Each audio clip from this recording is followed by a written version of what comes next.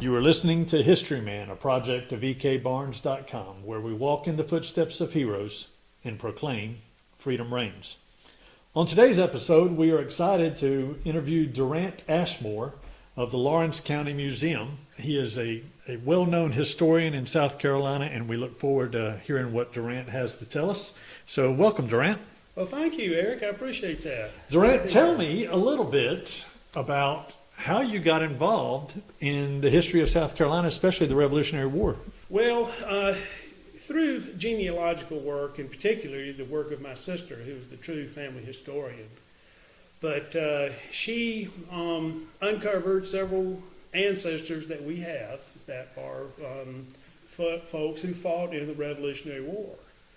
And we did not know really the history of these folks. Now, I knew that I was descended from John Ballantyne in Lawrence County, who moved here in 1840. But the family line ended there until my sister found more information going further back. And we found out that we were also descended from William Ballantyne, who was John Ballantyne's grandfather. William Ballantyne came to America on the bounty program and settled in the Dutch Fork area in 1760. Tell me a little bit about the bounty program. This was a program that the English set up in order to get settlers into the backcountry of South Carolina. Now, anyone over 21 years of age would get 100 acres if they moved to the backcountry of South Carolina from England, Scotland, Ireland. Now, the Ballantyne family was tenant farmers in Ayr, A-Y-R, Scotland. And when William Ballantyne was 2 years old, the family moved across the Irish Sea to Northern Ireland, and they were tenant farmers there for 20 years.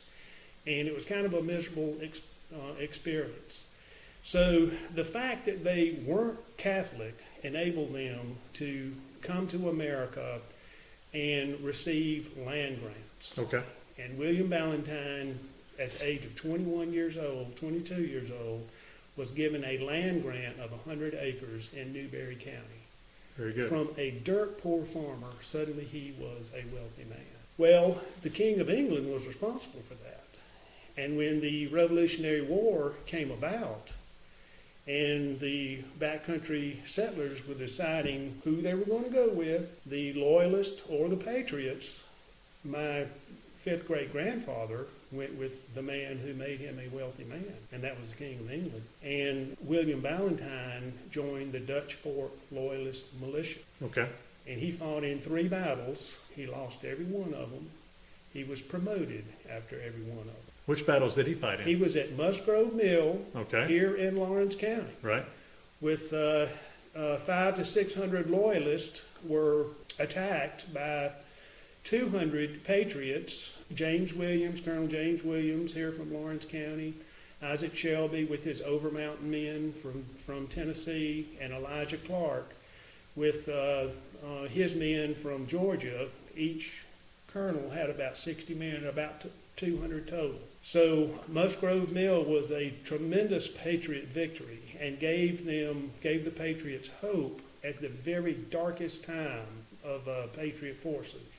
This is right after the Battle of Camden and right after the Battle of Fishing Creek. 2 horrible losses, the nadir of Patriot experience in the Revolutionary War. Musgrove Mill gave them hope. So what were the other 2 battles he fought in? Well, the Battle of Kings Mountain. Oh, really? Yes, when Patrick Ferguson came through and was rounding up, he was inspector of militia. He was training the Loyalist militia. William Ballantyne fought with him, fought at Kings Mountain, about 900 Patriots versus 900 Loyalists. And we know how that came out. The Patriots totally surrounded the Loyalists on top of Kings Mountain.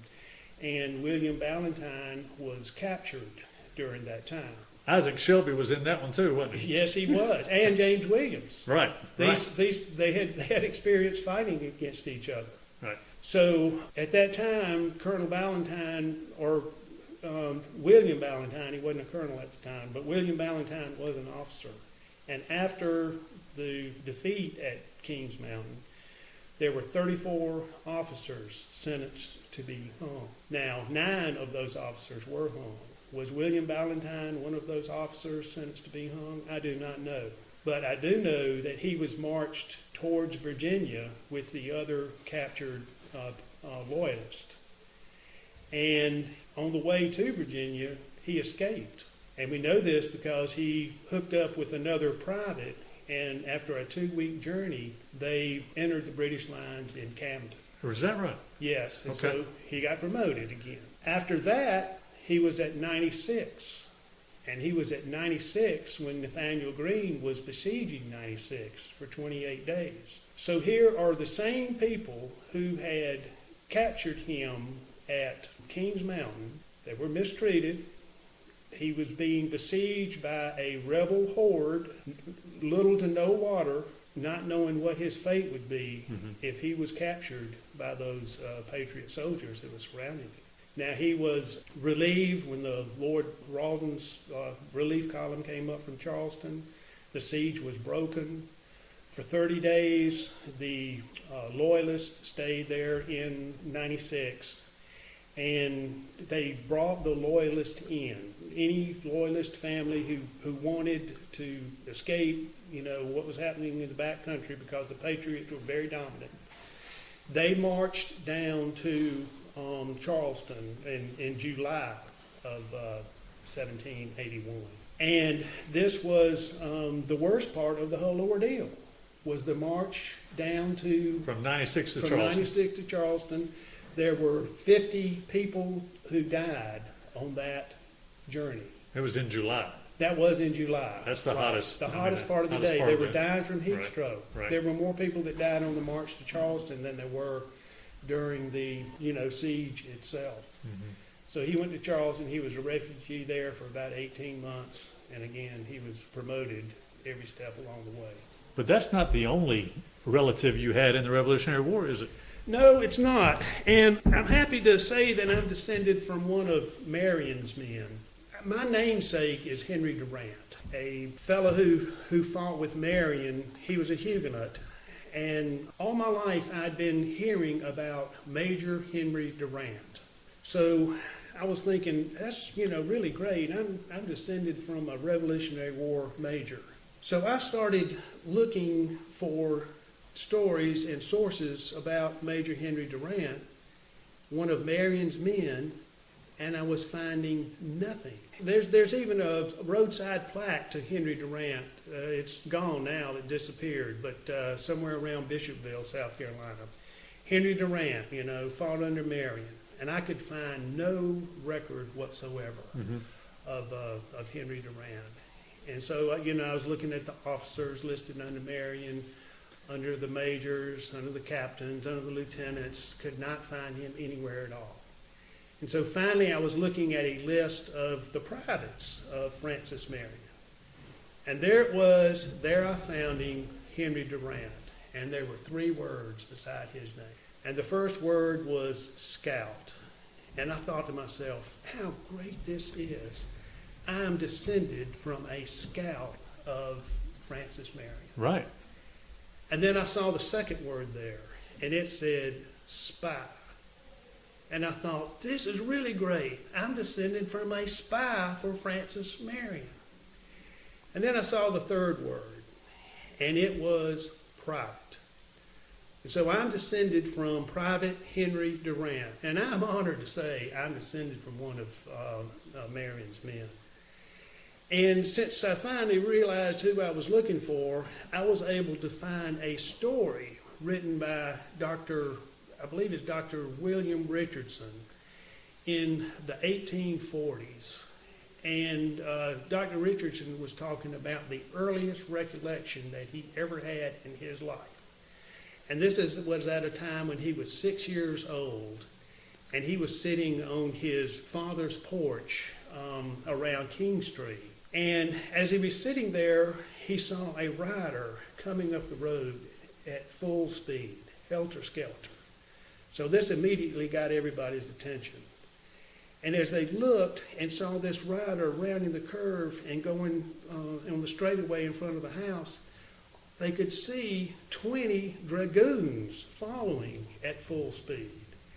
And these dragoons were the British Legion under Bannister Tarleton.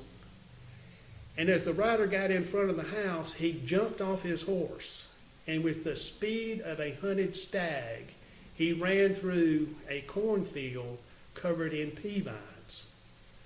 Well, the British Legion immediately followed, and they couldn't ride their horses through the cornfield because the pea vines were so thick. And after about 20 or 30 minutes, Bannister Tarleton himself comes on the scene. And he comes up to the front yard of the plantation house, goes up on the front porch of Dr. Richardson's father, and pulls his sword out and starts waving it over the old man's head and says, "Where is that rider? Where is that spy? You tell me now if you're harboring him, I will hew you down." Well, folks on the porch were like, "We don't know where he went. He went through that cornfield over there. Y'all didn't catch him?" So Tarleton and his men spent several more hours searching the property, but they never found Private Henry Durant. And if they had, I would not be here today telling you this story. What a great story, though. I mean, that is a fantastic story to have in your family. Well, I'm descended from loyalists and patriots. So let me ask you a little bit about Lawrence, South Carolina. Yes. For our listeners, how about give us a geographical location of where Lawrence was and where Lawrence was in conjunction to the regions of the Revolution in South Carolina? Right. Well, Lawrence County during the Revolution was on the absolute edge of civilization. Lawrence County is, in the Piedmont of South Carolina, bordered by Spartanburg, Greenville, Newberry, and Abbeville counties. During the time of the Revolution, this was the frontier of America.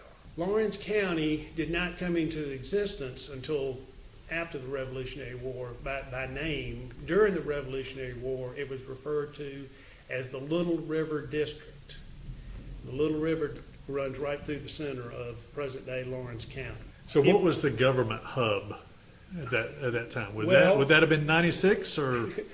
The government hub was Charleston, starting in 1755 when the Treaty of Saluda opened up this territory to European settlement. Okay. And the area at that time that was opened up during the Treaty of Saluda was called later the 96th District. And this is part of 8 counties in the Piedmont area: Greenwood, Edfield, Newberry, Lawrence, Union, Cherokee, and Spartanburg counties. And I think I've named all 8. I hope I hadn't left anybody out. This became the 96th District in 1769. But you ask about the governmental hub. The hub from 1755 to 1769 was Charleston, which meant that if you had an issue, a legal issue, if your neighbor stole your horse, you had to go to Charleston to file a complaint and then come back. That was a 2-week journey. So the settlers in the back country were not very pleased with that. And a movement arose in order to establish more law and order in the back country. And remember, this was the frontier. And there were wonderful people who moved in here. But there were also the worst sorts of mankind who moved in here. Villains and brigands and highway robbers and everything else. So as a result of that, in the 1760s, the regulator movement arose. The regulator movement is a untold story in many respects. It's kind of lost and overshadowed by the Revolutionary War. I know there was a regular movement in North Carolina as well, and they were kind of like diametrically opposed to each other is what caused those particular movements. Yes. In South Carolina, the lack of government caused the criminals to rise up and just kind of hold sway over whole communities, especially in the backcountry of 96, yes. Right? Especially. And there was the Cherokee threat as well. Right. So, this was a very unsafe area.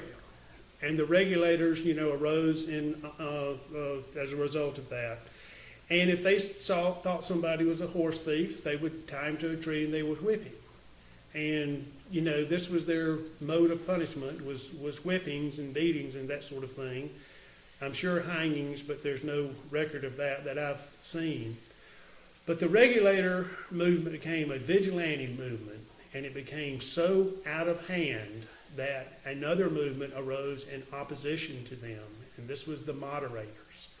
So there was real antagonism between the moderators and the regulators. It was like the pendulum swung back and forth on that, much like maybe law enforcement today in society today. That pendulum still swings back and forth over the course of the years, but to the extreme here in the regulator movement during that time. Right. But the regulator movement was successful in the fact that it got the attention of the British colonial government, and they did establish the 96th Judicial Circuit. And 96 was the most prosperous area in the backcountry at that time. Okay. It was a hamlet. It was a station byway on the Cherokee Path between Kiowee, which was the lower town capital of the Cherokees, and Charleston. The Cherokee Path was a way that you could walk from the backcountry all the way down to Charleston and never cross a major river. And it parallels what roads now? 26. Interstate 26. Yes, right. It's the northern boundary of the Savannah River watershed, and it's the southern boundary of the Santee River watershed. So 96 was the closest British European settlement to Kiowee. Now, the rumor is, how did 96 get his name? The story is, well, it was 96 miles from Kiowee to 96. And there's a 6 mile South Carolina as well. There's a bunch of them, but it's only 73 miles. I measured that. Is that right? Yes. Okay. But leaving from Kiowee, there's 3 and 20 Creek, 12 Mile Creek, 6 Mile, 1 mile. Supposedly, a Cherokee princess named these creeks and byways as she was leaving from Kiowee to warn her British lover of a raid that was going to happen. This is the same Cherokee princess that from Issaquah Falls? Well, there's a lot of Cherokee princesses out there, so it's hard to say. Anyway, so 96 became the governmental hub of this area. And the colonial government built a courthouse there, and they built a jail there. And the jail was 3 stories tall, and it was made of brick. And it was like nothing that had ever been in the backcountry before. And the settlers, they would come from, it was a tourist attraction. They would come from miles around, just stand there and stare at that 3-story tall building in awe. With that, Lawrence in the 96th district, the Little River district, was very divided in its loyalties. Right.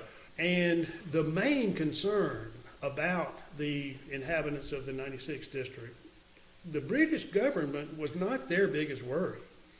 Their biggest worry was the Cherokees.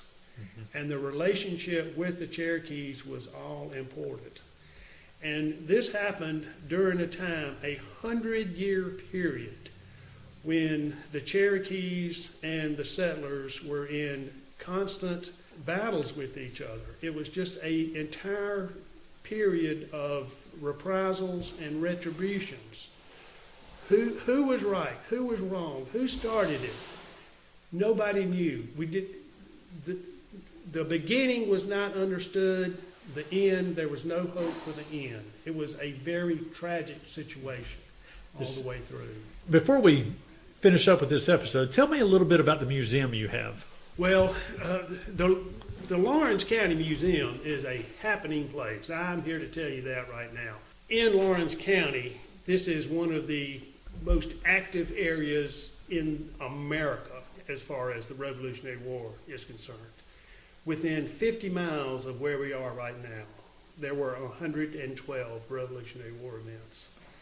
No place in America can say that. We're talking small battles, but also pivotal battles. You mentioned one Musgrove Mills, Kings Mountain, cow pens. Exactly, 96. 96. Black stocks. Black stocks was huge, right? Yes, yes. And so and then you talk about all the little smaller things, even after the Battle of Yorktown, right?